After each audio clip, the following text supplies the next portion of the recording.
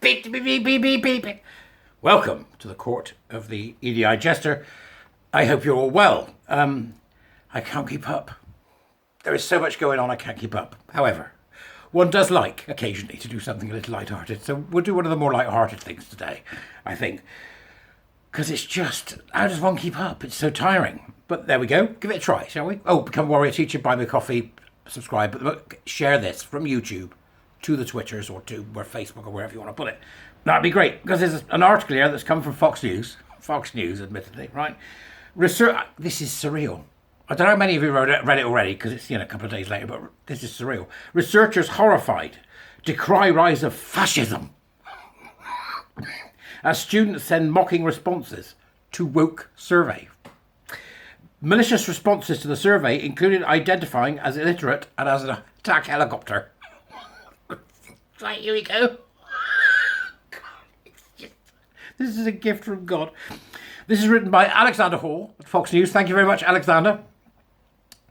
Academic researchers condemn students' irreverent and offensive responses to an LGBTQ hands, knees and bumps a daisy survey, right? Claiming the pushback indicates fascist ideologues are living inside the house of engineering and computer science. In an article for the Bulletin of Applied Transgender Studies, just get bent. Defund these morons, right? Applied Transgender Studies. Academics from Oregon State University wrote about their shock at receiving sarcasm and mockery in response to their research into undergraduate LGBTQ students studying in STEM fields. The team claimed that 50 of 349 responses to their questionnaire on the topic contained slurs, hate speech, or direct targeting of the research team, labelling them malicious respondents. Malicious respondents. They adapted their project to examine, so they changed the project plan. These people have been rude. Let's look at them closely. Right, project to examine how the joke responses relate to it can't be real.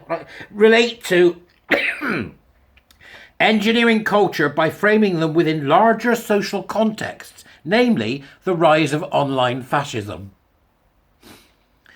Oh, those fascists in engineering. Engineering fascists. The result, right, was the paper titled Attack Helicopters and White Supremacy, interpreting malicious responses to an online questionnaire about transgender undergraduate engineering and computer science student experiences. They really are the most dreadful, sphincter producers of text. It's just a textual sphincter. Only a textual sphincter could have come up with. The result was the paper titled Attack Helicopters and White Supremacy, interpreting malicious responses to an online questionnaire about transgender undergraduate engineering and computer science student experiences. A textual sphincter of a title. Oh dear. The paper broke the responses down into themes like demographics,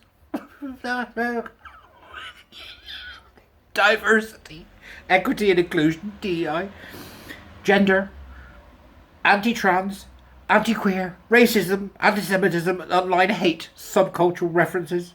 Several answers contained profanity and other offensive and obscene language, and many referenced memes.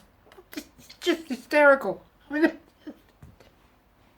they really are wanking on the offence knob on this one, aren't they? According to the article, when the malicious subjects, that would be me, were asked to fill out demographic data, 12 respondents, 24%, indicated their gender as being related to a helicopter or aircraft. Ranging from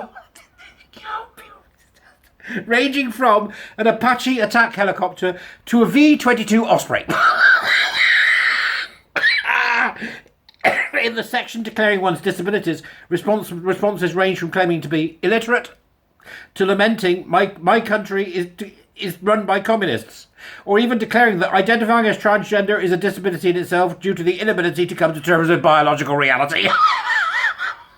That sounds like a line from a One of those operas. I am the very model of a modern Major General. The inability to come to terms with biological reality. The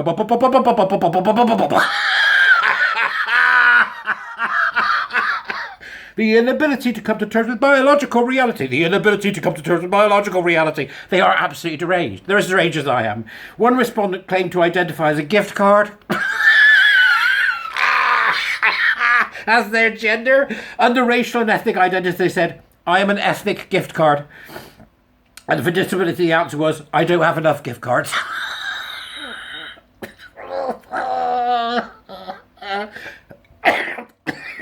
Other responses to questions about identity rejected the researchers' project entirely with answers such as, my skin colour is not important.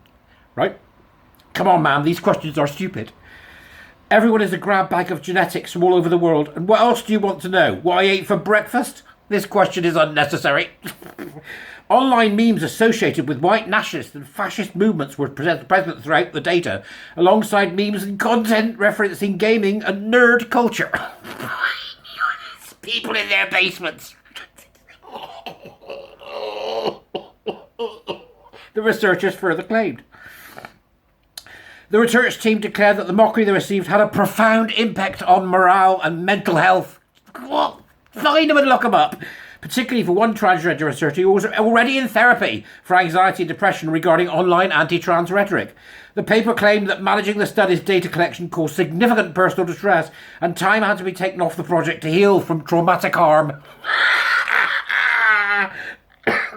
The traumatic harm, I have to read students' responses from the survey. Traumatic harm. That's surreal, isn't it? They had time off. Time off because somebody took the piss out of them. These people need to go. And they're in engineering. They're examining engineering from their transgender studies stool. Right?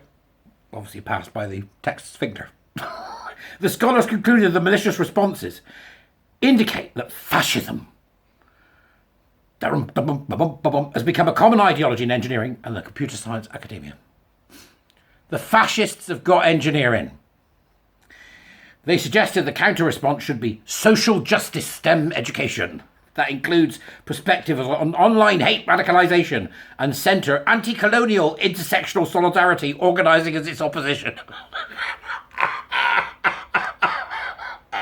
The researchers appeared surprised that their own findings had been ultimately rejected by many academic journals. Oh my gosh. Leaving them with the impression that their research decrying so-called fashion in academia is viewed by some as irrelevant to engineering education, if not alarmist. Yes, you are not just only irrelevant to engineering education, you are irrelevant, full stop. Go away. Go and, play with the cars. They claim the research methods used anti-fascist and trans-queer methodologies, which means getting it wrong whilst lying to yourself. A trans-queer methodology, right? To transform the raw data and make effective interventions and transformations to our programs and institutions, right? This is like, you're going to do it the way we say you're going to do it, or you're not going to do it at all. This is communism, okay? They described anti-fascism in particular as a framework that connects contemporary fascist movements to the foundation of the US as a racial project, noting elsewhere that white supremacy remains ubiquitous in the US.